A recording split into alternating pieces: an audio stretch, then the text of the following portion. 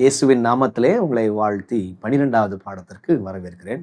நாம் பிலிப்பியர், கொலோசேயர் புத்தகத்தை நாம் ஆராய்ந்து வருகிறோம். அந்த வரிசையில் நம்ம பிலிப்பியர் புத்தகத்தை படித்து முடித்தாச்சு. அதை தொடர்ந்து கொலோசேயர் புத்தகத்தை முடிக்கிற அந்த தருவாயில் போயிட்டே இருக்கிறோம்.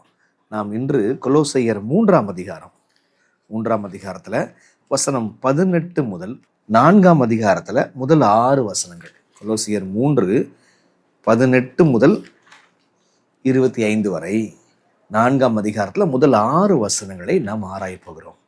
இந்த 3ஆம் அதிகாரத்தினுடைய சொச்ச பகுதியும் 4ஆம் அதிகாரத்தில் உள்ள மீத பகுதியிலும் என்ன சொல்லப்பட்டிருக்கு அப்படின்னா, கிறிஸ்துவினுடைய அன்பை புரிந்து கொண்டவன் அவன் சுயத்திற்கு மறிக்கிறவனாக மாறுவான் என்பதுதான் இத்தனை நாள் பாடங்க. அவன் கிறிஸ்துவினால் அடக்கம் பண்ணப்படுவான், அவன் உயிர் தெழுவான், இப்படிலாம் படித்தோம் நம்ம.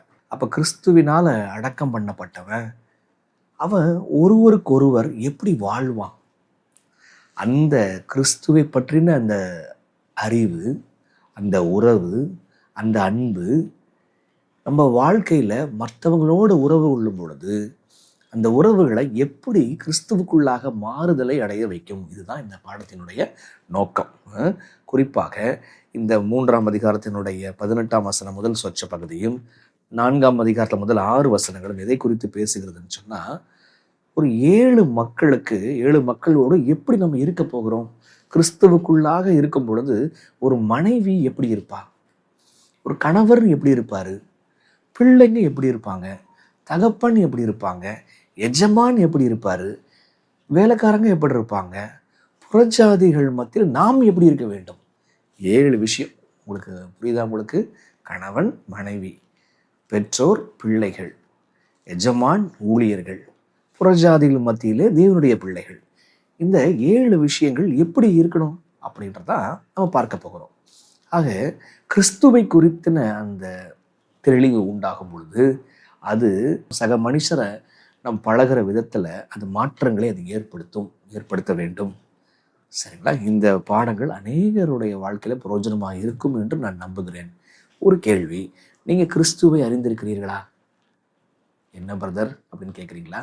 நீங்கள் கிறிஸ்துவை உண்மையிலேயே அறிந்திருக்கிறீர்களா? நான் மீண்டும் அழுத்தி கேட்குறேன், கிறிஸ்துவை ஹேவ் யூ நோன் கிரைஸ்ட் அப்படின்னு சொன்னால், இந்த 7 விஷயம் சொன்னல, அது இன்னும் கூட சிம்பிளிஃபை பண்ணிடுறேன். எப்படின்னா, மனைவி கணவன்கிட்ட எப்படி இருக்கணும், கணவன் மனைவிட்ட எப்படி இருக்கணும். கிறிஸ்துவை அறிந்தவர்களானால் அப்போ அந்த மனைவி எப்படி கணவன்கிட்ட இருக்கணுமோ அப்படி இருக்கணுமே. சரிங்களா? கணவன் எப்படி மனைவிட்ட இருக்கணுமோ அப்படி இருக்கணுமே. தகப்பன் பிள்ளைகள்கிட்ட எப்படி இருக்கணுமோ அப்படி இருக்கணுமே. பிள்ளைகள் தகப்பன்கிட்ட எப்படி இருக்கணுமோ அப்படி இருக்கணுமே. சரிங்களா? அப்போ அந்த கணவன் மனைவி உறவு, பெற்றோர் பிள்ளைகள் உறவு, அதை தொடர்ந்து எஜமான் ஊழியர்கள் உறவு, சபை புறஜாதி மக்களோடு இருக்கிற உறவு, அது எப்படி இருக்கணும். அற்புதமான ஒரு பாடம். படிக்கலாமா? செபத்தோடு தாழ்மையோடு நம்ம படிப்போம். அன்புள்ள தகப்பனே, இந்த 12வது பாடத்தை நாங்கள் படிப்பதற்கு கர்த்தர் கொடுத்த மாபெரும் ஸ்லாக்கியத்துக்காக நன்றிப்பா. தேவரீர் தகப்பனே, இதெல்லாம் எங்களுக்கு தெரிஞ்ச விஷயம் அப்படின்னு சொல்லிட்டு நாங்கள் விட்டுடாமல், ஆண்டவரே, நடைமுறை வாழ்க்கையில் எங்கள் ஜீவியம் எங்கே இருக்கிறது என்பதை சிந்தித்து சீர்தூக்கி பார்க்க உதவி செய்யுங்கய்யா. இந்த பாடம் அநேகருடைய குடும்பத்தை மாற்றட்டும் தகப்பனே. பரிசுத்த ஆவியானவர் தாமே ஆண்டவரே உதவி செய்வாராக. இந்த ஜெபத்தை நாங்கள் இயேசுவின் வழியாய் ஜெபிக்கிறோம் பிதாவே, ஆமென். அப்போ கொலோசையர் 3ஆம் அதிகாரம், கொலோசையர் 4ஆம் அதிகாரம், அந்த கணவன் மனைவி உறவு, பெற்றோர் பிள்ளைகள் உறவு, ஊழியர்கள் எஜமான் உறவு, சபைக்கும் அல்ல புறஜாதி மக்களுக்கும் உள்ள அந்த உறவு எப்படி இருக்கணும், ஒன்றா பார்ப்போம். அதில் மனைவி எப்படி இருக்கணும், சரிங்களா, அப்படின்ற விஷயத்தை பார்ப்போம். ஒவ்வொரு விஷயத்துலையும் அந்த மனைவி எப்படி இருக்கணும், கணவன் எப்படி இருக்கணும், பெற்றோர் எப்படி இருக்கணும், பிள்ளைகள் எப்படி இருக்கணும், ஊழியர்கள் எப்படி இருக்கணும், எஜமான் எப்படி இருக்கணும், இப்படி எல்லாம் சொல்லும்போது அப்படி இருப்பதற்கான வழி என்ன? கிறிஸ்து தான். அப்போ கிறிஸ்துவினுடைய ஏதோ ஒரு புரிதல் மனைவியை உலக பிரகாரமான மனைவியாக அது நடைமுறைப்படுத்தாது. உங்களுக்கு புரியுதா? அப்போ கிறிஸ்துவ ஏதோ ஒரு புரிதல், ஏதோ ஒரு தெளிவு, ஏதோ ஒரு குணாதிசய தெளிவு மனைவி உலக பிரகாரமான மனைவியா இல்லாமல் கிறிஸ்துவுக்குள்ளான ஒரு மனைவி எப்படி இருக்க வேண்டும் என்பதை வெளிப்படுத்தும். ஸோ நீ நல்லா நோட் பண்ணிக்கோங்க. ஒவ்வொரு விஷயத்தையும் 7 விஷயத்திலையும் நாம் எப்படி இருக்க வேண்டும், நம்ம அப்படி இருக்கணும்னு சொன்னால் கிறிஸ்துவை பற்றி என்ன புரிந்திருக்க வேண்டும் நம்ம பார்க்க போகிறோம். சரிங்களா? முதல்ல பவுலார் மனைவிகளுக்கு கொடுக்கக்கூடிய ஆலோசனை என்ன? கொலோசியர் 3ஆம் அதிகாரம் வசனம் 18 பாருங்க. கொலோசியர் 3 வசனம் 18, மனைவிகளே கர்த்தருக்கேற்றபடி உங்கள் புருஷருக்கு கீழ்ப்படியுங்கள். என்னவா?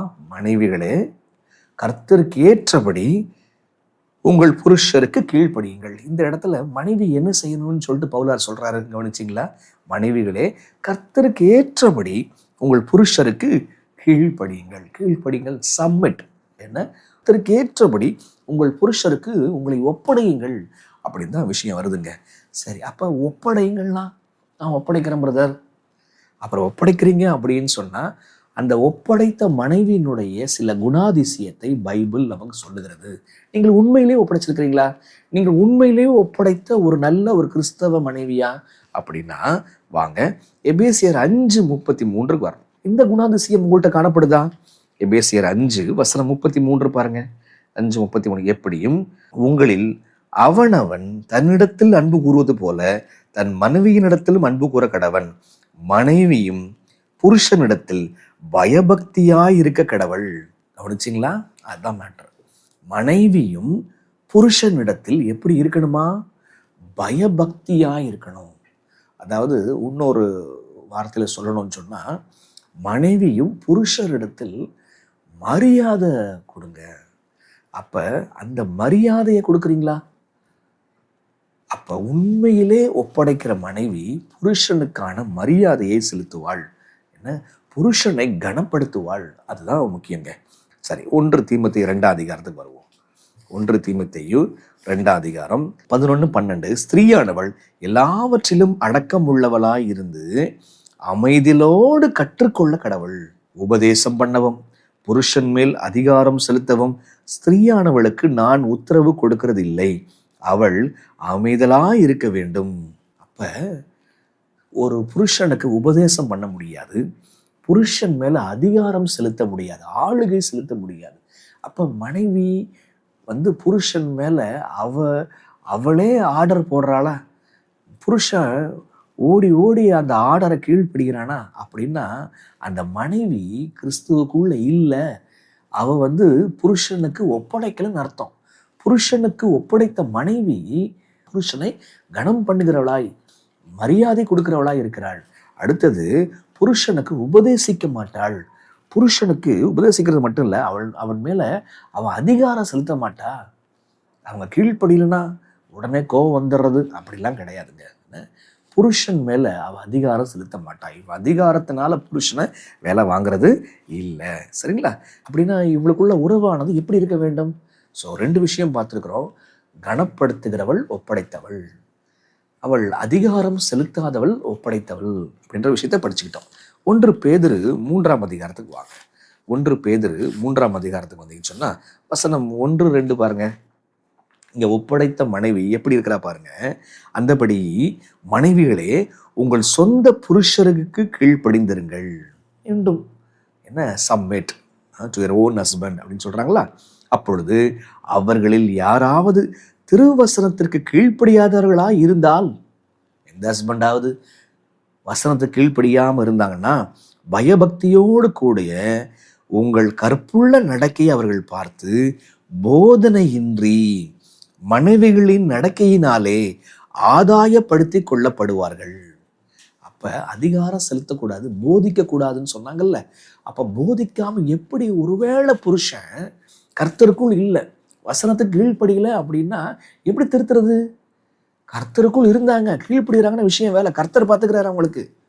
ஆனா கர்த்தருக்குள் இல்லை ஒரு புருஷன், எப்படி சொல்றது?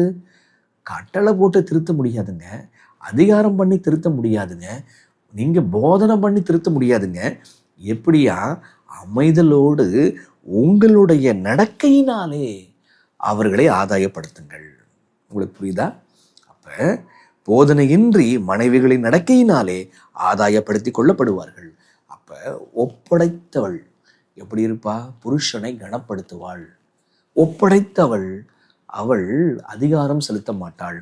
ஒப்படைத்தவள் அவள் அமைதலோடு கூட அவளுடைய கற்புள்ள நடக்கையை பார்த்து, அமைதலான அந்த நடக்கையை பார்த்து புருஷன் மாறுவான். என்ன அந்த மாதிரி இதை கேட்டுட்டு இருக்கிற அன்பான சகோதரிகளே, நீங்க இருக்கிறீங்களா? தாய்மார்களே, புதியவர்களே, நீங்க அப்படி இருக்கிறீங்களா? யோசிங்க. இப்போ வசனங்க அடுத்த பாயிண்ட் போதுங்க. வசனம் 3, வசனம் 4 பாருங்க. ஒப்படைத்தவள் எப்படி இருக்கிறா பாருங்க. வசனம் 4, 5 மயிரை பின்னி பொன்னாபரணங்களை அணிந்து உயர்ந்த வஸ்திரங்களை உடுத்திக் கொள்வதாகிய புறம்பான அலங்காரம் உங்களுக்கு அலங்காரமாகிராமல் அழியாத அலங்கரிப்பாய் இருக்கிற சாந்தமும் அமைதலும் உள்ள ஆவியாகிய இருதயத்தில் மறைந்திருக்கிற குணமே உங்களுக்கு அலங்காரமாய் இருக்க கடவது. அப்ப உண்மையாக புருஷனுக்கு ஒப்படைத்தவள் புறம்பான அலங்காரத்துக்குள்ள இருக்க மாட்டாள். புறம்பான அலங்காரத்துக்குள்ள இல்லாம அவங்களுடைய அலங்காரம் என்ன பாருங்க, அழியாத அலங்கரிப்பாகிய சாந்தமும் அமைதலும் உள்ள ஆவியாகி இருதயத்தில் மறைந்திருக்கிற குணமே உங்களுக்கு விலையேற பெற்றது. யார் ஒருத்தங்க, எந்த ஒரு மனைவி, எந்த ஒரு ஸ்திரீ அவங்க அழியாத அலங்கரிப்பாகிய உள்ளான அலங்காரத்துக்கு முக்கியத்துவம் அவங்க கொடுக்காம இருப்பாங்கன்னு சொன்னா, அவங்க வெளியில அலங்காரத்துக்கு முக்கியத்துவம் கொடுக்குறாங்கன்னு அர்த்தம். அப்போ வெளியில அதுக்கு முக்கியத்துவம் கொடுக்கும் பொழுது அமைதல் இருக்குமா? தாழ்மை இருக்குமா? தாழ்மைக்கு பதிலாக பெருமை, பெருமை பேச்சில் வரும். அப்போ எப்படி புருஷனுக்கு கீழ்ப்படிவா? புருஷனுக்கும் கீழ்ப்படுகிறவங்க அவங்க குணத்துக்கு முக்கியத்துவம் கொடுக்குறாங்க, அமைதிக்கு முக்கியத்துவம் கொடுக்குறாங்க, அவங்க சாந்தத்துக்கு முக்கியத்துவம் கொடுக்குறாங்க, சகிப்புத்தன்மைக்கு முக்கியத்துவம் கொடுக்குறாங்க. இப்படி அவங்க ஒப்படைக்கும் பொழுது அவங்க வாழ்க்கையில் ஆட்டோமேட்டிக்காக அலங்காரம், உள்ளான அலங்காரத்துக்கு முக்கியத்துவம் கொடுக்கும்போது வெளியான அலங்காரத்துக்கு அவங்க முக்கியத்துவம் கொடுக்க மாட்டாங்க. இந்த ட்ரெஸ் வேணும், இந்த நகை வேணும், இந்த காரியங்கள் வேணும், அப்படி அவங்க நிற்கிறது இல்லை. உங்களுக்கு புரியுதா? ஆக ஒப்படைத்த ஒரு மனைவி எப்படி இருப்பாங்க நீங்கள் சொல்லுங்கள் பார்க்கலாம். நம்ம பார்த்தோம், புருஷன்கிட்ட பயபக்தியாக இருப்பாள். அப்படின்னா என்ன அர்த்தம்? இன்னொரு வசனம் இருக்கு, அதையும் படிச்சிடலாம். வசனம் 5, அந்த பயபக்தியாக இருப்பாங்க, கனத்தை கொடுப்பாங்கன்னு பார்த்தோம், மரியாதையை கொடுப்பாங்கன்னு சொல்லி பார்த்தோம். வசனம் 5 பாருங்க, இப்படியே பூர்வத்தில் தேவனிடத்தில் நம்பிக்கையாக இருந்த பரிசுத்த ஸ்திரீகளும் தங்களுடைய புருஷருக்கு கீழ்ப்படிந்து தங்களை அலங்கரித்தார்கள். அந்தபடியே சாராள் ஆபிரகாமை ஆண்டவன் என்று சொல்லி அவனுக்கு கீழ்ப்படிந்திருந்தாள். ஏன்னா சாராள் தன்னுடைய கணவனை எப்படி கூப்பிட்டாப்லையா? ஆண்டவன், த லார்ட் என்ன அப்படின்னு சொல்லி கூப்பிட்டாளாம். இன்னைக்கு எப்படி கூப்பிடுறாங்க மனைவிகள்? என்ன பெயர் சொல்லி கூப்பிடுறாங்களா? சிந்திக்கணுங்க. ஆக ஒப்படைத்த ஒரு மனைவி, புருஷன்கிட்ட ஒப்படைத்த ஒரு மனைவி எப்படி இருப்பாங்க? புருஷனை கனப்படுத்துகிறாள், புருஷனிடத்தில் பயபக்தியாக இருக்கிறாள். ஒன்று, புருஷனை மேல் அதிகாரம் செலுத்த மாட்டாள். 2, 3வது, புருஷனும் ஒருவேளை தப்பி போனாங்கன்னா அமைதலாக தன்னுடைய வாழ்க்கையினால திருத்துவாள். வெளியான அலங்காரத்துக்கு முக்கியத்துவம் கொடுக்க மாட்டாள். என்ன, குணத்துக்கு முக்கியத்துவம் கொடுப்பாள். இப்படி செய்கிறவங்க கிறிஸ்துவுக்குள் ஒப்படைத்த மனைவியாக அவங்க இருக்கிறாங்கன்னு சொல்லி அர்த்தம். உங்களுக்கு புரியுதா? சரி, எப்படி கணவன்கிட்ட மனைவி ஒப்படைக்கிறது?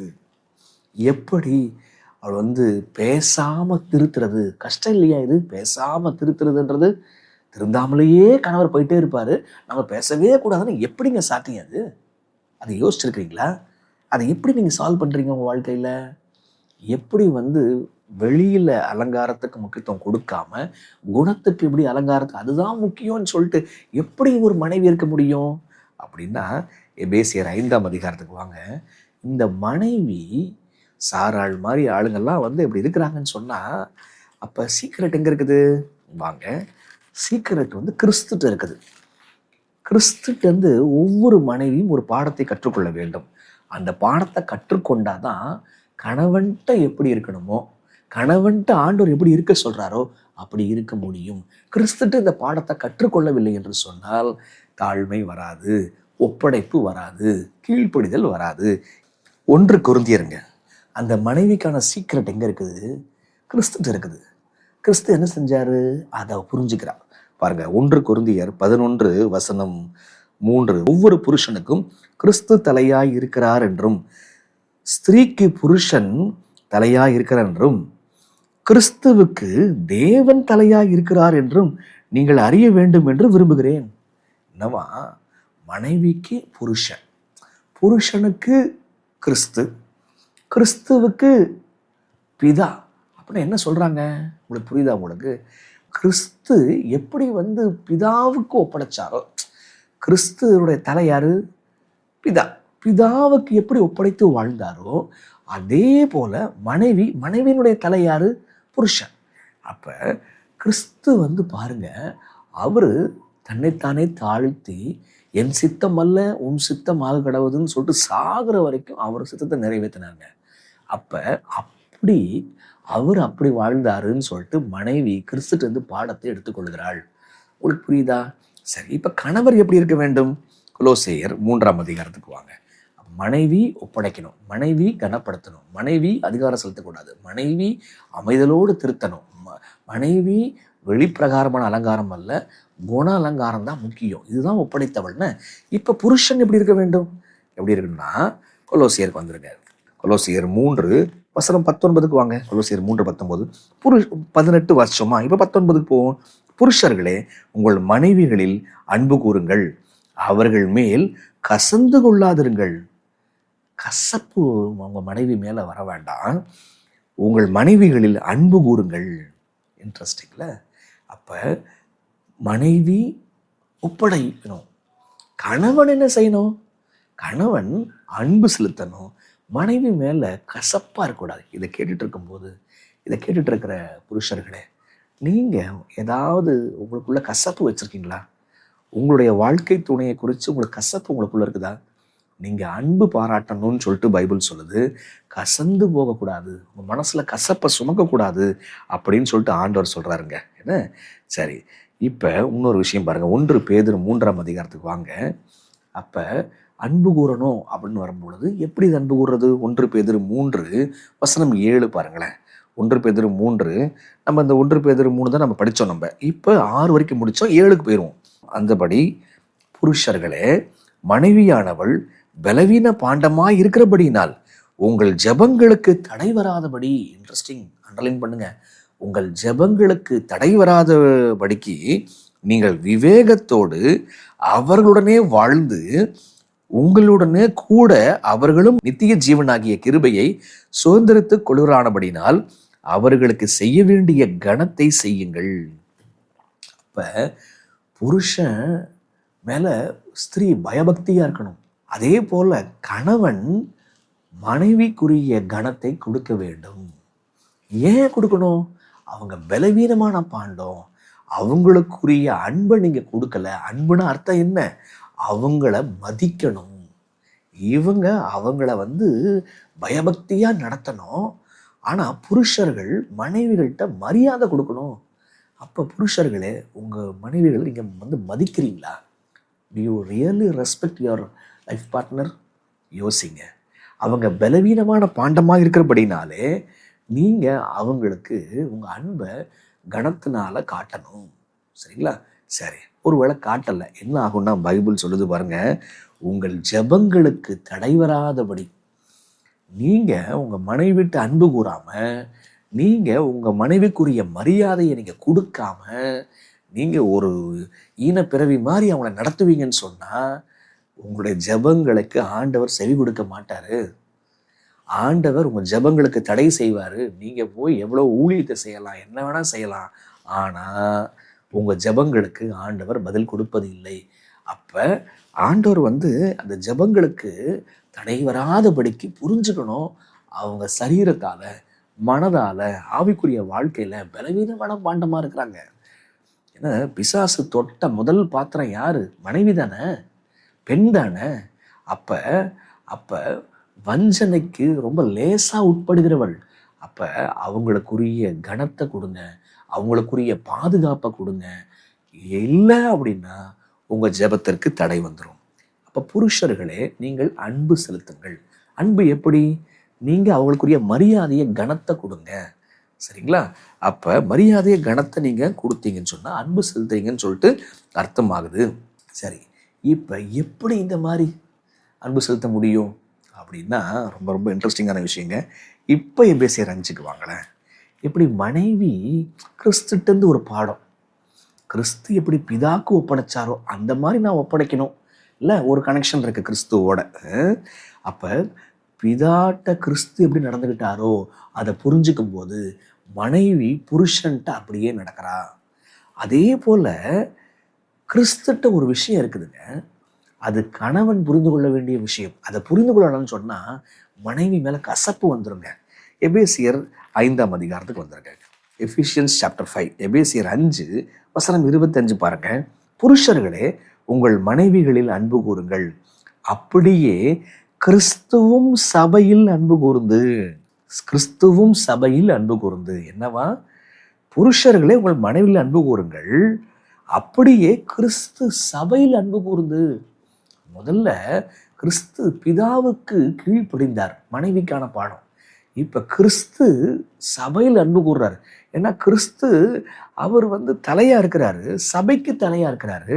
அப்ப சபை மணவாட்டி, கிறிஸ்து புருஷன். அப்ப என்ன செஞ்சாராம்? கிறிஸ்து நேசிச்சது போல புருஷர்களே நீங்கள் நேசிக்க வேண்டும். கிறிஸ்து திருச்சபையை மணவாட்டியை நேசிச்சது போல நீங்க நேசிக்கிறீங்களா? சரி, எப்படி நேசிச்சாராம் பாருங்க. தாம் அதை திருவசனத்தை கொண்டு தண்ணீர் முழுக்கினால் சுத்திகரித்து பரிசுத்தமாக்குறதற்கும் கரைதரை முதலானவைகள் ஒன்றும் இல்லாமல் பரிசுத்தமும் பிழையற்றதும் மகிமையுள்ள சபையாக அதை தமக்கு முன் நிறுத்திக் கொள்வதற்கும் தம்மை தாமே அதற்காக ஒப்பு கொடுத்தார். என்னவா? ஆண்டவர் அன்பு எப்படி காமிச்சாராம்? உயிரையே கொடுத்து கரை திரை இல்லாத மணவாட்டியா அவர் ப்ரொடியூஸ் பண்ணிடுவார். அவருடைய குடும்பத்துல கவனிச்சிங்களா? அவர் உயிரையே கொடுப்பாரு, கொடுத்து சபையை கரைதிரை இல்லாத சபையாக மணவாட்டியா மாத்திடுவார். அப்ப புருஷர்கள் அன்பு கூற வேண்டும். புருஷர்கள் எப்படி அன்பு கூறுறது? மனைவியை கனப்படுத்தணும், மரியாதையா நடத்தணும், சரிங்களா, மதிக்கணும், சரிங்களா. அப்ப அடுத்தது எப்படி அன்பு கூறுறது? கிறிஸ்து அன்பு கூர்ன மாதிரி அன்பு கூறணும். எப்படி கிறிஸ்து அன்பு கூர்ந்தாரு? சபையை பரிசுத்தப்படுத்துவதற்காக தான் உயிரை கொடுத்தாருங்க. அப்போ ஒரு புருஷன், கிறிஸ்துவுக்குள்ளான ஒரு புருஷன், கிறிஸ்துவை புரிந்து கொண்ட ஒரு புருஷன் பரிசுத்தம் ரத்தம் சிந்த மாட்டான். ரத்தம் சிந்த வேண்டிய அவசியம் கிடையாது. அப்ப மனைவி மாறுவதற்காக இவன் இறங்கி தான் உயிரையே கொடுக்கணும். அதற்கப்புறம் தான் அவங்க புரிஞ்சுப்பாங்க. கிறிஸ்து உயிரை கொடுத்தாருங்க, அவருடைய மனவாட்டி சபை புரிஞ்சுக்குதுங்க.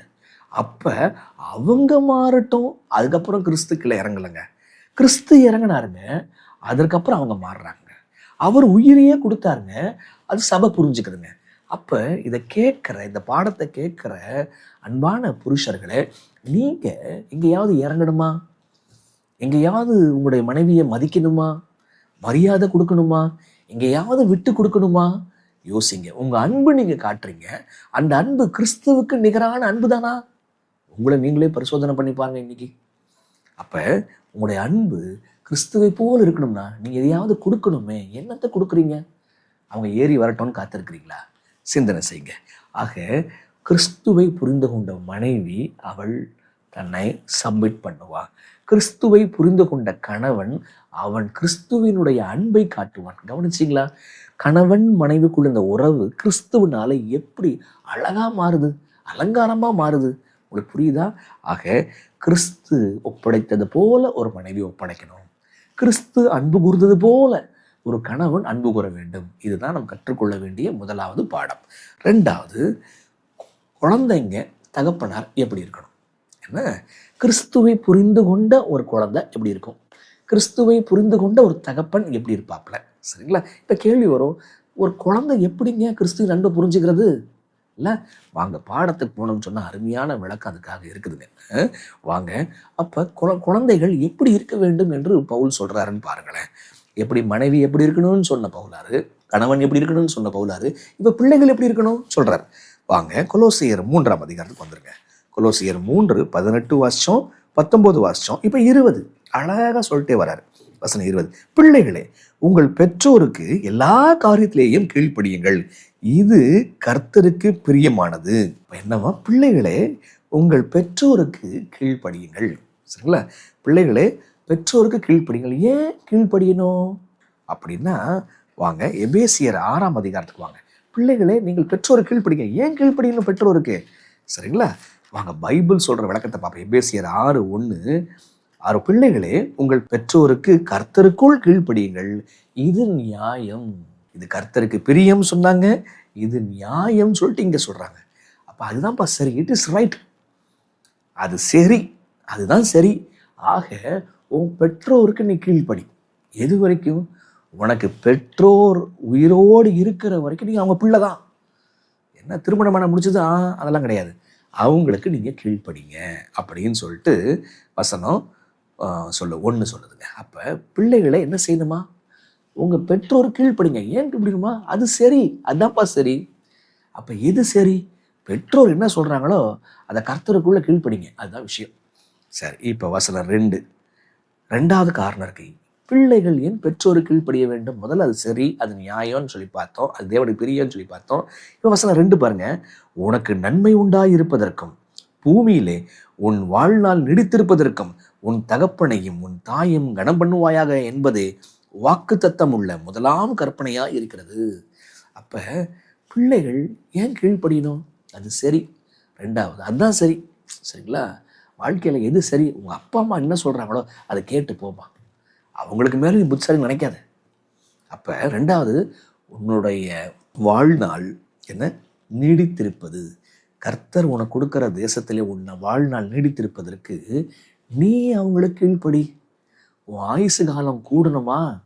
நீ பெற்றோருக்கு கீழ்ப்படி. 900 வருஷம் வாழ்ந்தவங்க இன்னைக்கு 50 வருஷம் 60 வருஷம் 70 வருஷம் வாழ்றாங்க. ஏன்னா பெற்றோருக்கு கீழ்ப்படிதல் இல்லை. சரிங்களா? அப்ப பெற்றோருக்கு கீழ்ப்படிந்தா ஆயுசு காலம் கூடும். சரி, அப்ப என்ன ஆயுசு காலம் கூடும்? பூமியிலே உன் வாழ்நாள் கூடி நீடித்திருப்பதற்கு அப்படின்னு அர்த்தம் என்ன? இதை குறித்து தீர்க்கதரிசி அழகா விளக்கம் கொடுக்குறாங்க. எங்கன்னா முற்பிதாக்களும் தீர்க்கதரிசிகளும் என்ற புஸ்தகத்துல ரொம்ப அழகான ஒரு விளக்கம் தராங்க பாருங்க. பக்கம் 286. இது வாக்குத்தத்தம் உள்ள முதலாம் கற்பனையாக இருக்கிறது. எபேசியர் 6:2 என்று அப்போஸ்தலன் கூறுகிறான். கானானுக்குள் விரைவாக நுழைய எதிர்பார்த்திருந்த இஸ்ரவேலுக்கு அந்த நல்ல தேசத்திலே நீண்ட நாள் வாழ்ந்திருக்க கீழ்ப்படிந்தவர்களுக்கு கொடுக்கப்பட்ட உறுதிமொழியாக அது இருந்தது. யார் யாரெல்லாம் பெற்றோர் கீழ்ப்படிஞ்சாங்களோ நீங்க ரொம்ப காலம் நீடிச்சிருக்கலாம், தீர்க்காயுசா இருக்கலாம் என்பது ஆண்டவர் கொடுத்த உறுதிமொழி. ஆனாலும் அது இன்னும் பரந்த பொருளோடு தேவனுடைய அனைத்து இஸ்ரவேலையும் உள்ளடக்கி பாவத்தின் சாபத்தில் இருந்து விடுவிக்கப்பட்ட புதிய பூமியில் நித்திய ஜீவனை வாக்கு பண்ணுகிறது. அப்ப பூமியில உன் நாட்கள் நீடித்திருப்பது எந்த பூமி? புதிய பூமியில நீ நித்தியமா வாழ்றதுக்கு உங்க அப்பா அம்மா என்ன சொல்றாங்களோ கேட்டுட்டு போ. உங்களுக்கு புரியுதுங்களா? அப்ப உங்களுக்கு சில விஷயம் புரியல, போக போக தான் புரிய வருது. அப்ப ஆண்டவர் கடவுளுடைய ஸ்தானத்துல குழந்தைகளுக்கு பெற்றோர் வச்சுக்கிறார். பெற்றோர் பேச்சு நடந்தீங்கன்னா ஆயுசு கூடுறது மட்டும் இல்ல, நீ புதிய பூமி பரலோகத்துக்கே போயிடுவ, நித்திய ஜீவனையே சொந்தரிச்சுப்ப.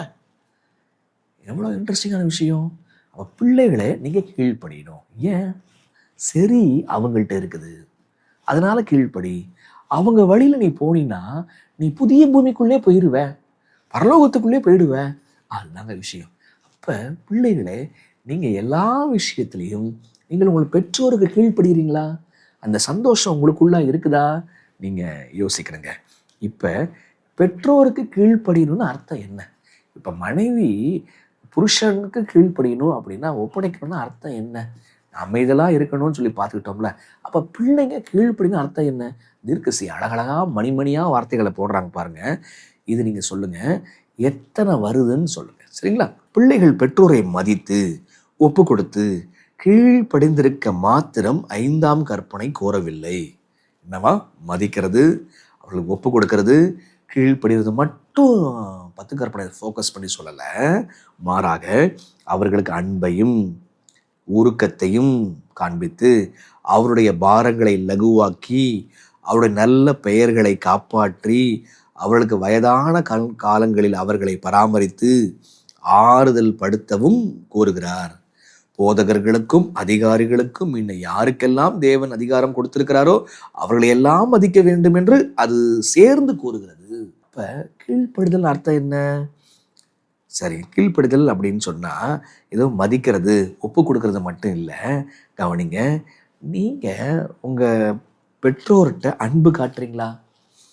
நீங்க உருக்கமான அன்பை காட்டுறீங்களா? நீங்க அவங்க தூக்குற பாரத்தை ஏதாவது குறைக்கிறீங்களா? ஒரு பேகை தூக்குனா நான் தூக்குறேன்பா அப்படின்னு நீங்க சொல்றீங்களா? யோசிச்சு பாருங்க.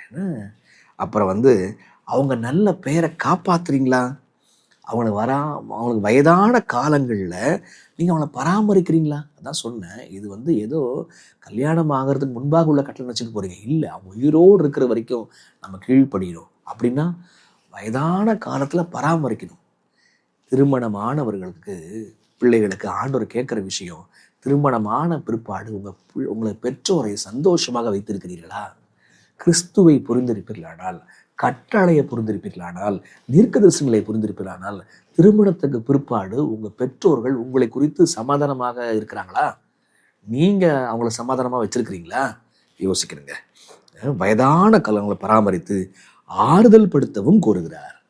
அப்போ பிள்ளைங்க கீழ்ப்படியணும் அப்படின்னா உள்ள என்னெல்லாம் வருது கவனிச்சிங்களா?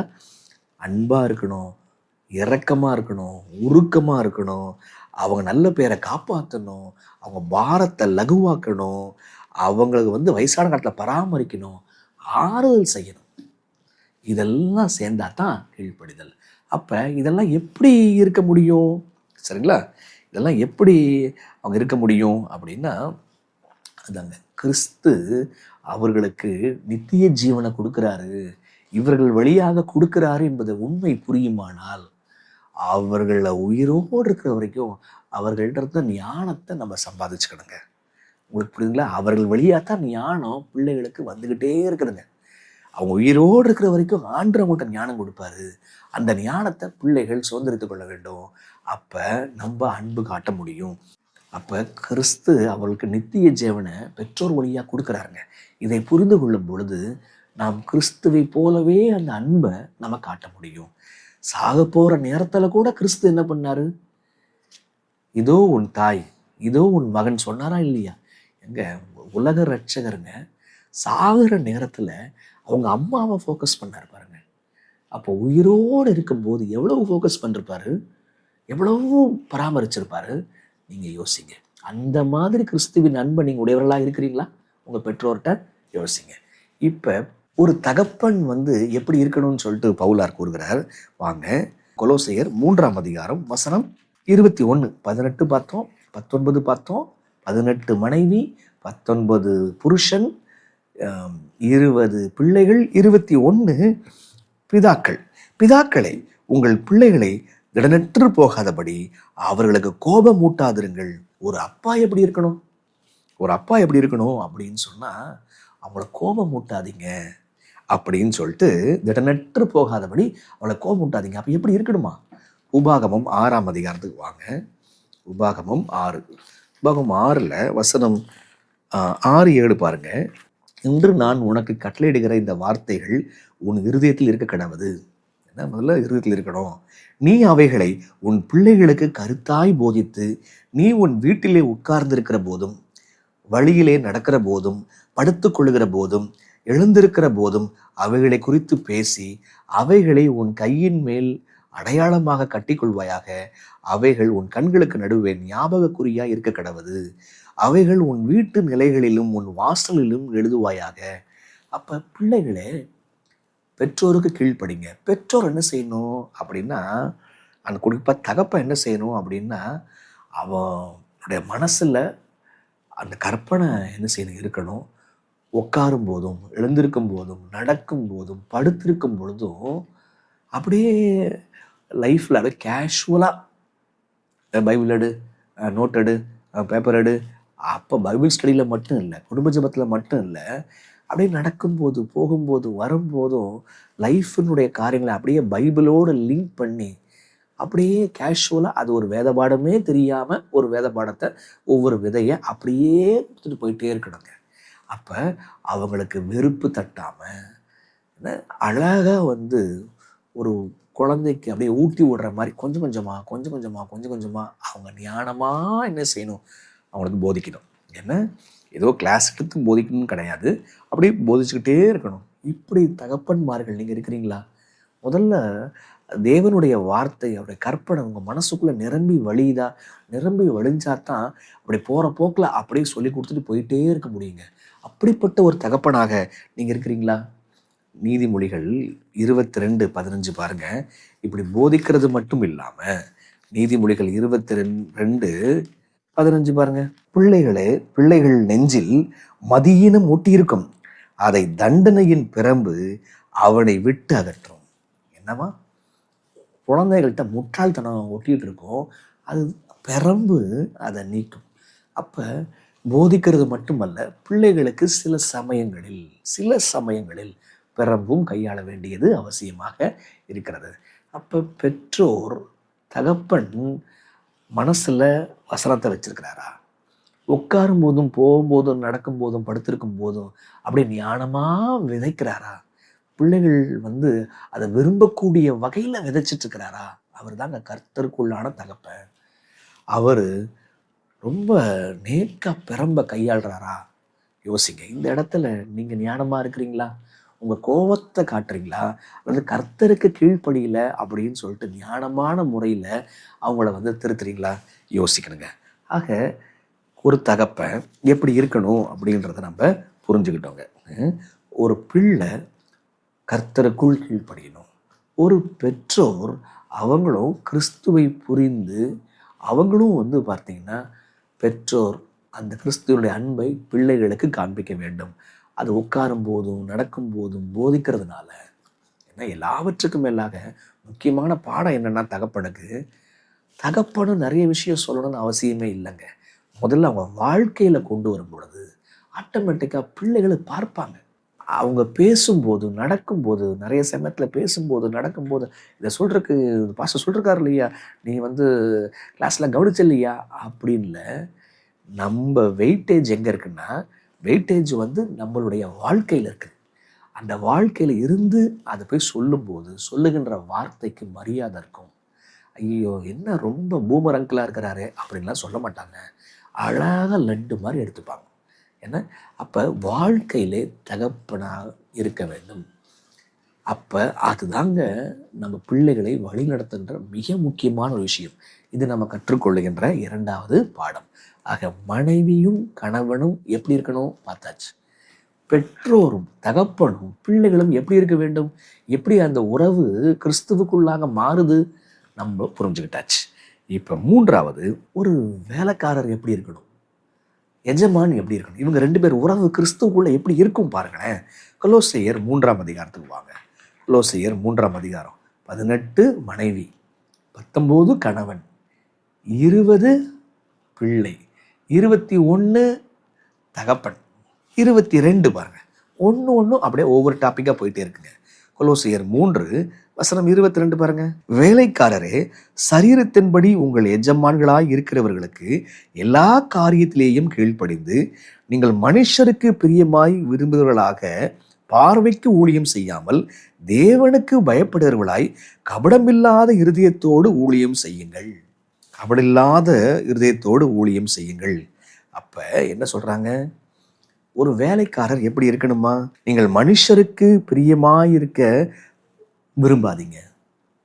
மனுஷர் மென் பிளீசஸா இருக்காதீங்க. அடுத்தது பார்வைக்கு ஊழியம் செய்யாதீங்க. மனுஷருக்கு ஊழியம் செய்யாதீங்க ஒண்ணு. அடுத்தது பார்வைக்கு, அவங்க பார்த்தா தான் செய்யணும். எஜமான் இருக்கிறாரோ இல்லையோ, நீங்க பார்வைக்கு ஊழியம் செய்யாம நீங்க கர்த்தருக்கென்று ஊழியம் செய்யுங்க. அடுத்தது இன்னொரு விஷயம் பார்க்குறோம் நம்ம. நீங்க மனுஷரை பிரியப்படுத்த, அவரை பிரியப்படுத்தினா எனக்கு சம்பள உயர்வு கிடைக்கும், அவரை பிரியப்படுத்த எனக்கு ப்ரமோஷன் கிடைக்கும், அதுக்காக நீங்க செய்யாதீங்க. சரி, எப்படி இருக்கணுமா? கொலோசையர் 3:22 படிச்சோமா? இப்ப பாருங்க 23. நீங்கள் கர்த்தராகிய கிறிஸ்துவை சேவிக்கிறதுனாலே சுதந்திரமாகிய பலனை கர்த்தராலே பெறுவீர்கள் என்று அறிந்து எதை செய்தாலும் அதை மனுஷருக்கென்று செய்யாமல் கர்த்தருக்கென்றே மனப்பூர்வமாய் செய்யுங்கள். என்னவா? இப்ப நீங்க மனுஷரை பிரியப்படுத்த செய்யாதீங்க. வெளித்தோற்றத்துக்கு செய்யாதீங்க. அப்ப எதுக்காக செய்யணும் அப்படின்னா, நீங்க கர்த்தருக்காக செய்யுங்க. நீங்கள் மனப்பூர்வமாய் கர்த்தருக்கு நீங்க கீழ்ப்படிங்க. மனசார கர்த்தருக்கு கீழ்ப்படிங்க. சரி, ஏன் இப்படி கீழ்ப்படியணும்? அநியாயம் வசனம் 25 பாருங்க. ரொம்ப பாருங்க, இவ்வளோ விஷயம் ஒரு வேலைக்காரருக்கு வருது.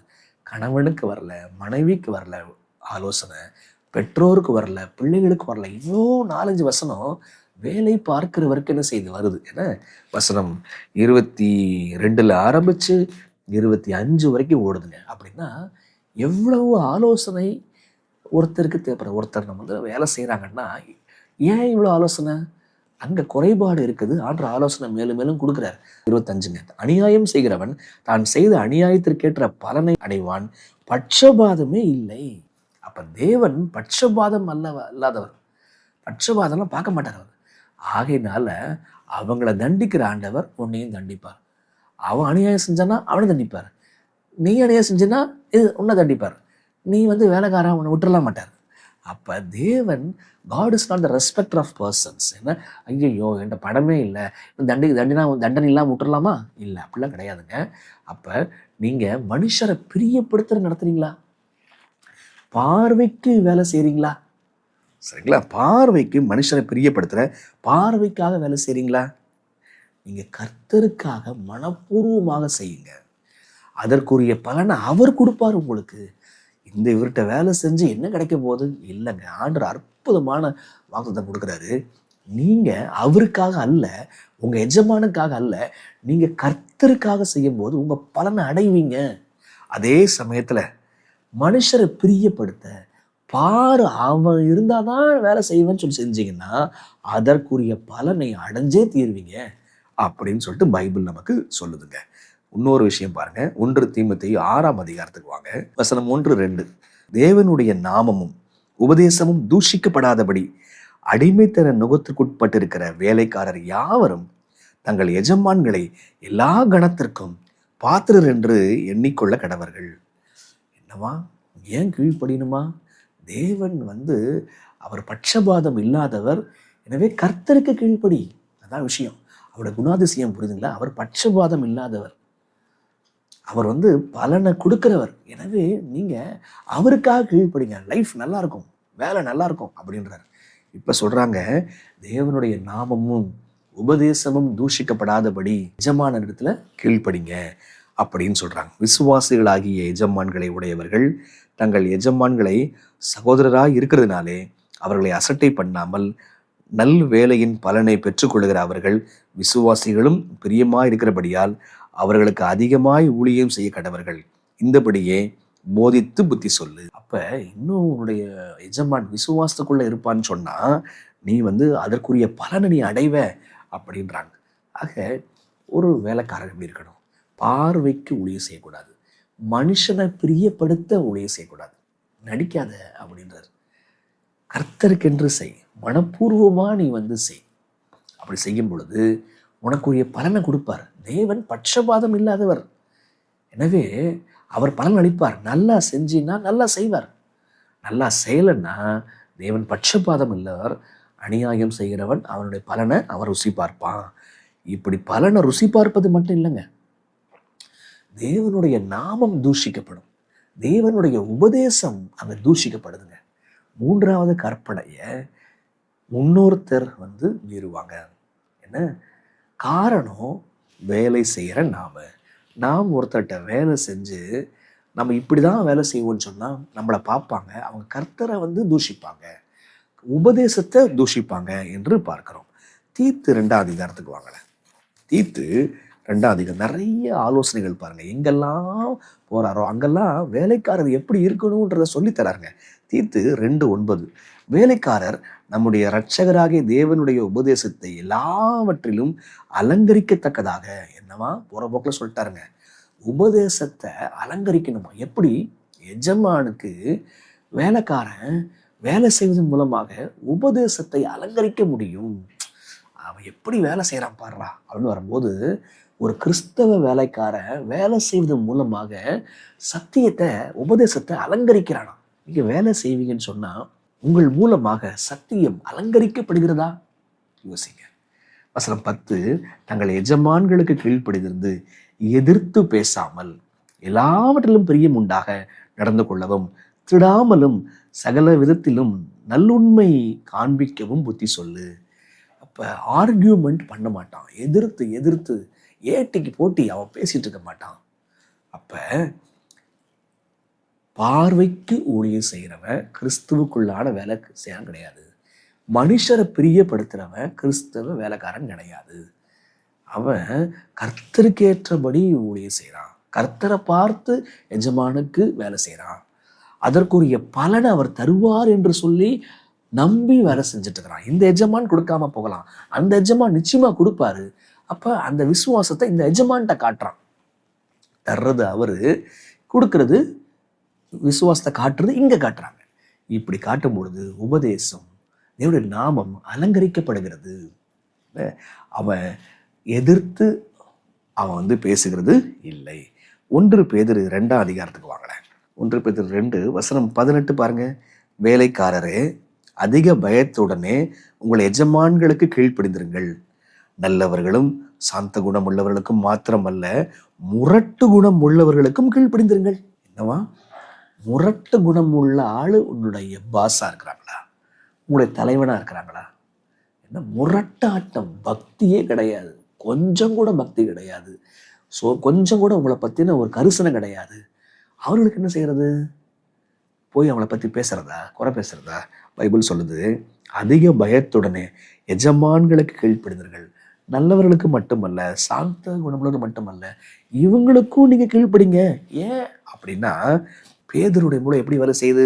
வசனம் 19, ஏனெனில் தேவன் மேல் பற்றுதலாய் இருக்கிற மனசாட்சி நிமித்தம் ஒருவன் அநியாயமாய் பாடுபட்டு உபத்திரவங்களை பொறுமையாய் சகித்தால் அதுவே பிரீதியாய் இருக்கும். நீங்கள் குற்றம் செய்து அடிக்கப்படும் போது பொறுமையோடு சகித்தால் அதனால் என்ன கீர்த்தி உண்டு? நீங்கள் நன்மை செய்து பாடுபடும் போது பொறுமையோடு சகித்தால் அதுவே தேவனுக்கு முன்பாக பிரீதி இருக்கும். அப்ப தப்பு செஞ்சுட்டு அடி வாங்கினா அது என்னப்பா புண்ணியம் இருக்குது? தப்பு செய்யாம அடி வாங்கும் போதுதான்ப்பா தேவனுடைய நாமம் உயர்த்தப்படுது. அப்ப நீ உண்மையா இருக்கிற, உன் எஜமான் உன்னை போட்டு கொட்டு கொட்டுன்னு கொட்டுறாப்புல, அப்ப கிறிஸ்து சகித்தது போல, கிறிஸ்து பொறுமையா இருந்தது போல, கிறிஸ்து மன்னித்தது போல அவர்களை மன்னிங்கள், அவர்களிடத்துல அன்பு கூறுங்கள், உங்க வேலையில பக்கமா இருங்க. கொடுமையான எஜமான்கிட்ட கூட நீங்க சகிப்பு தன்மையோடு நடந்துக்கும் பொழுது அந்த கிறிஸ்துவினுடைய சிலுவை, அந்த சகிப்பு உங்களுக்குள்ள வரும் பொழுது அப்ப எப்படி நேசிக்கிறாங்க பாரு. அவரை பத்தி ஒரு வார்த்தை வெளில சொல்லாம கிறிஸ்துட்ட மாத்திரம் அவருக்காக ஜெபித்து, என்ன நம்ம அவங்க கொடுக்குற வேலையை செய்யும் பொழுது அந்த எஜமான் மாறுவதற்கே வழிவகுக்கும். இப்படிப்பட்ட ஒரு வேலைக்காரனா இருக்கிறீங்களா? அல்லது நீங்க அன்னைக்கு இஸ்ரேல் மக்கள்லாம் ஆளோட்டிகள் நிமித்தமாக ரொம்ப மனக்கசப்புல வீட்டுக்கு போயிட்டு கண்ணாமண்ணான்னு பேசினாங்க பாருங்க, அந்த மாதிரி பேசுற வேலையாட்களா இருக்கிறீங்களா? அல்லது கிறிஸ்துவுக்குள்ளான ஒரு வேலைக்காரனா இருக்கிறீங்களா? கிறிஸ்துவுக்குள்ளான மனைவியா இருக்கிறீங்களா? கிறிஸ்துவுக்குள்ளான கணவரா இருக்கிறீங்களா? கிறிஸ்துவுக்குள்ளான பெற்றோரா இருக்கிறீங்களா? கிறிஸ்துவுக்குள்ளான பிள்ளைகளா இருக்கிறீங்களா? கிறிஸ்துவுக்குள்ளான வேலைக்காரரா இருக்கிறீங்களா? சொல்லுங்க. இப்படி இருக்கிறீங்களா? யோசிப்போங்க. வாங்க இன்னொரு வசனங்க. எஜமான் எப்படி இருக்கணும்? எபேசியர் 6ஆம் அதிகாரத்துக்கு வாங்க. எபேசியர் 6 வசனம் 9 பாருங்க. எபேசியர் 6. எஜமான் அப்ப மனைவி எப்படி இருக்கணும்னு பார்த்தாச்சு, கணவன் எப்படி இருக்கணும்னு பார்த்தாச்சு, பிள்ளைகள் எப்படி இருக்கணும், தகப்பன் எப்படி இருக்கணும், ஒரு வேலை செய்கிற நாம் எப்படி இருக்க வேண்டும் பார்த்தாச்சு. எபேசியர் 6 வசனம் 9, எஜமான்களே அப்படியே நீங்களும் வேலைக்காரருக்கு செய்ய வேண்டியவைகளை செய்து அவர்களுக்கும் உங்களுக்கும் எஜமானானவர் பரலோகத்தில் இருக்கிறார் என்றும் அவரிடத்தில் பட்சபாதம் இல்லை என்றும் அறிந்து கடும் சொல்லை விட்டு விடுங்கள். இப்ப அவர்களுக்கு செய்ய வேண்டியதை செய்து, உனக்கும் வயிறு இருக்குப்பா, அவருக்கும் வயிறு இருக்கு, உனக்கும் ஒரு குடும்பம் பிள்ளைப்பா, அவருக்கும் குடும்பம் பிள்ளை, அப்ப உன் குடும்பம் உன் பிள்ளைக்கு நீ செய்யறல்ல, அதே போல அவங்களுக்கும் செய்ய. எக்ஸ்ட்ராலாம் செய்ய வேண்டாம், அவங்களுக்கு ஒன்ன மாதிரி நேசிய. ஏன்? யார் நேசிப்பா அப்படின்னா, உனக்கு மேல ஒருத்தர் இருக்கார், உன்னை சீட்ல உட்கார வச்சு ஒருத்தர் இருக்கிறார் என்பதை நினைத்து. கவனிச்சிங்களா? ஒவ்வொரு உறவுகளும், மனைவி கிறிஸ்துவை பார்க்கும் பொழுது மனைவி கிறிஸ்துவுக்குள்ளான மனைவியா மாறுறா. கணவன் கிறிஸ்துவை பார்க்குறாங்க, அந்த உறவு வேற மாதிரி மாறுது. பெற்றோர் கிறிஸ்துவுக்குள்ள பார்க்குறாங்க, பிள்ளைகள் கிறிஸ்துவுக்குள்ள பார்க்குது, வேலைக்காரங்க கிறிஸ்துவுக்குள்ள பார்க்குறாங்க, அவங்க வேற ஒரு வேலைக்காரராக இருக்கிறாங்க. அதே போல எஜமான், ஒன்று சீட்டில் உட்கார வச்ச எஜமான் ஒருத்தர் இருக்கிறார் என்பதை நினைத்து, அவருக்கு பட்சபாதம் இல்லை என்பதை நினைத்து, அவர்களுக்கு செய்ய வேண்டியதை செய்யுங்கள். அவரிடத்தில் கடும் சொல்ல பேசாத, விட்டுரு. கடும் சொல்ல விட்டுரு. என்ன? அப்ப இப்படிப்பட்ட எஜமான் தான் கிறிஸ்துவுக்குள்ளான எஜமான். நீங்கள் பாஸ் ஆனால், நீங்கள் ஓனர் ஆனால், நீங்க உங்களுக்கு மேல ஒரு பாஸ் ஒருத்தர் இருக்கிறார் என்பதை நீங்க உணர்றீங்களா? யோசிச்சு பாருங்க. ஆக கணவன் மனைவி உறவு எப்படி இருக்கணும்? பெற்றோர் பிள்ளைகள் உறவு எப்படி இருக்கணும்? எஜமான் மற்றும் வேலைக்காரங்க அவங்க உறவு எப்படி இருக்கணும்? எல்லா உறவுகளும் கிறிஸ்துன்ற ஒரு நபர்னால மாற்றம் பெறுகிறது. தாங்க கொலோசியர் சபைக்கு சொல்றார். கடைசியா கொலோசியர் 4ஆம் அதிகாரத்துல இன்னொரு விஷயம் சொல்றார். புறஜாதிகள் மத்தியில வாழ்ற நாம் எப்படி இருக்க வேண்டும், நாம் என்ன செய்யணும் சொல்றாரு பாருங்களேன். கொலோசியர் 4:3 பாருங்களேன். இன்ஃபேக்ட் 3:18 மனைவியை குறித்து வந்துச்சு, 3:19 கணவரை பத்தி வந்துச்சு, 3:20 பிள்ளைகளை பத்தி வந்துச்சு, 3:21 பிதாக்களை பத்தி வந்துச்சு, 3:22 வேலைக்காரரை குறித்து வந்துச்சு. 4:1 பாருங்க, எஜமான்களே உங்களுக்கும் பரலோகத்தில் எஜமான் இருக்கிறார் என்று அறிந்து வேலைக்காரருக்கு நீதியும் செவியுமானதை செய்யுங்கள் சொல்லிட்டு புறஜாதிகள்கிட்ட நம்ம எப்படி இருக்கணும் அப்படின்னு சொல்றாரு பாருங்க. 4:3 கிறிஸ்துவினுடைய ரகசியத்தின் நிமித்தம் கட்டப்பட்டிருக்கிற நான் அந்த ரகசியத்தை குறித்து பேச வேண்டிய பிரகாரமாக பேசி அதை வெளிப்படுத்துவதற்கு திருவசனம் சொல்லும்படியான வாசலை தேவன் திறந்தருளும்படி எங்களுக்காகவும் வேண்டிக் கொள்ளுங்கள். அப்ப சத்தியத்தை சொல்லுவதற்காக நான் கட்டப்பட்டிருக்கிறேன். அந்த சத்தியம் வாசல் திறக்கணும்னா நீ ஜெபம் பண்ணியா? ஏற்ற வார்த்தைகளை ராஜாக்களுக்கு முன்பாக நிற்கிறேன், நான் பேசணும், எனக்கு ஜெபம் பண்ணு. நீங்க ஜெபம் பண்ணாதான் நான் பேச முடியும். பவுலாரு பயங்கரமான பேச்சாற்றல் உள்ளவர். ஆனா இங்கதான் சொல்றாரு, அந்த பேச்சாற்றல் எங்கேருந்து வருது? நீ ஜெபிக்கலைன்னா எனக்கு பேச்சாற்றல் வராது. என்ன, ரொம்ப சீக்கிரமா நம்ம பிரசங்கம் பண்றவங்களை குறை சொல்றோம்ல, ஆனா ஒரு நிமிஷம் நம்ம ஜெபம் பண்ணியிருப்போமா? குறை சொல்லுவதற்கு எல்லா உரிமையும் உங்களுக்கு உண்டுங்க. என்ன, ஆனா ஒரே ஒரு விஷயம், வாரம் முழுக்க ஒரு நாள் ஒரு நிமிஷம் டிவைன் சர்வீஸ்ல பேசக்கூடிய அந்த பிரசங்கியாரை நினைச்சு பார்த்துருப்போம். ஆனா எவ்வளவு குறைகள். என்ன, அப்ப பாருங்க என்ன சொல்றாங்க, தேவன் திருவசனம் செல்லும்படியான வாசலை தேவன் திறந்தருளும்படி எங்களுக்காகவும் வேண்டிக் கொள்ளுங்கள். சரிங்களா? சொல்லிட்டு சொல்றாரு பாருங்க 4:5-6, புறம்பே இருக்கிறவர்களுக்கு முன்பாக ஞானமாய் நடந்து காலத்தை பிரயோஜனப்படுத்திக் கொள்ளுங்கள். அவனுக்கு இன்னென்னபடி உத்தரவு சொல்ல வேண்டும் என்று நீங்கள் அறியும்படி உங்கள் வசனம் எப்பொழுதும் கிருபை பொருந்தினதாயும் உப்பாலே சாரம் இருந்ததாயும் இருப்பதாக.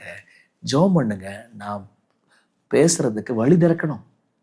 அடுத்தது, நீங்க ஞானமா நடந்து காலத்தை பிரயோஜனப்படுத்திக் கொள்ளுங்க. ஞானமா நடங்க, அவங்களுக்குள்ள புறம்பே இருக்கிறவர்கள் மத்தியில நீங்க ரொம்ப வயசா நடந்துக்கோங்க. அப்புறம் சொல்றாரு, உங்களுடைய பேச்சு அது எப்படி இருக்கணுமா? பைபிள் சொல்லுது, உங்கள் வசனம் எப்பொழுதும் கிருபை பொருந்தினதாயும், சீசன்டு வித் கிரேஸ். உணவுல எப்படி உப்பு இருக்குமோ அதை மாதிரி உங்க பேச்சுல எப்பயுமே கிருபை இருக்கணும். எப்படி உட்காரும் போதும், எழுந்திருக்கும் போதும், நடக்கும் போதும், தூங்கும் போதும், ஓடும் போதும் எப்படி தகப்பன் பிள்ளைகிட்ட போதிக்கிறாங்களோ அந்த மாதிரி புறம்பே இருக்கிறவங்கள்ட்ட நீங்க பேசுங்க. ஞானமா எந்த சமயத்துல எப்படி கிறிஸ்துவ அறிமுகப்படுத்தணுமோ அப்படி அறிமுகப்படுத்துங்க. கட்டாயமாய் அல்ல, அன்பை ருசி பார்க்கறதுக்கு எதுவா அப்படி நீங்க அழகா ஞானமா கொண்டு போங்க. ஆக உறவுகள் எப்படி இருக்கணும்? கிறிஸ்து என்கிற ஒருவராலே கணவன் மனைவி உறவு மாறுகிறது. கிறிஸ்து என்கிற ஒருவராலே பெற்றோர் பிள்ளைகள் உறவு மாறுகிறது. கிறிஸ்து என்ற ஒருவராலே வேலை பார்க்கின்ற இடம் பரலோகமாக மாறுகிறது. கிறிஸ்து என்ற ஒருவராலே உலகத்துல சபையானது புறஞ்சாதிகளுக்குள்ள செய்ய வேண்டிய வேலையை செய்கிறது. நீங்க இன்னொருத்தருக்காக ஜெபிக்கிறீங்களா? உங்கள் பேச்சு அது கிருபை புரிந்ததாக இருக்கிறதா? ஞானமா இருக்கிறீங்களா? காலத்தை பிரயோஜனப்படுத்துறீங்களா? யோசிச்சு பாருங்க. ஆக நீங்கள் கிறிஸ்துவுக்குள்ளாக இருக்கும் பொழுது கிறிஸ்து உங்கள் உறவுகளை எல்லாம் செமையாக்குவார். அப்ப கிறிஸ்துவுக்குள்ளான மனைவியாக நீங்க இருக்கிறீங்களா? கீழ்ப்படுகிறீங்களா? பயபக்தியா உங்க புருஷன் இருக்கிறீங்களா? யோசிச்சு பாருங்க. நீங்கள் புருஷரானால் கிறிஸ்துவுக்குள்ளான புருஷராக இருக்கிறீங்களா? நீங்க உங்களுடைய மனைவிக்குரிய கனத்தை, மரியாதையை நீங்க கொடுக்குறீங்களா? யோசிங்க. கிறிஸ்துவுக்குள்ளான பெற்றோரா நீங்க இருக்கிறீங்களா? எப்படி சாகும்போது கூட அவர் எப்படி கவனிச்சுட்டாரு பாருங்க, அந்த மாதிரி நீங்க கவனிக்கிறீங்களா? பிள்ளைகள், நீங்க பெற்றோரை மதிக்கிறீங்களா? அவங்க பாரத்தை லேசாக்குறீங்களா? யோசிங்க. வேலைக்காரர், கிறிஸ்துவை புரிஞ்சிருக்கிறீங்களா? நீங்க எப்படி இருப்பீங்க? ரொம்ப மோசமான எஜமான்கிட்ட கூட எப்படி இருப்பீங்க? எஜமான்களே, நீங்க எப்படி இருக்கணும்? யோசிங்க. ஆக அருமையான ஒரு பாடங்க. இந்த பாடத்தை நம் உள்வாங்கி கொண்டால் உறவுகளில் எவ்வளோ அழகான ஒரு சத்தியத்தை நம்ம சொல்ல முடியும். ஜெபம் பண்ணலாமா? அன்புள்ள தகப்பனே, எளிமையான பாடம்பா, ஆனால் அதை எவ்வளவு பிரச்சனைகளுக்கு தீர்வாக மாறுகிறது சுவாமி. ஆண்டவரே, இந்த பாடத்தை கேட்ட கணவனுக்காக, மனைவிக்காக, பெற்றோருக்காக, பிள்ளைகளுக்காக, எஜமானுக்காக, வேலை செய்பவருக்காக, புரஜாதிகளுக்காக, சபைக்காக வேண்டிக் கொள்கிறோம் தகப்பனே. கிறிஸ்துவினால எப்படி என் உறவுகள் மாறுகிறது என்பதை சொன்னீங்களேப்பா, அந்த அனுபவத்தை நாங்கள் பெற்றுக்கொள்ள எங்களுக்கு உதவி செய்திடலாம். இயேசுவின் வழியாய் ஜெபிக்கிறோம் பிதாவே, ஆமென்.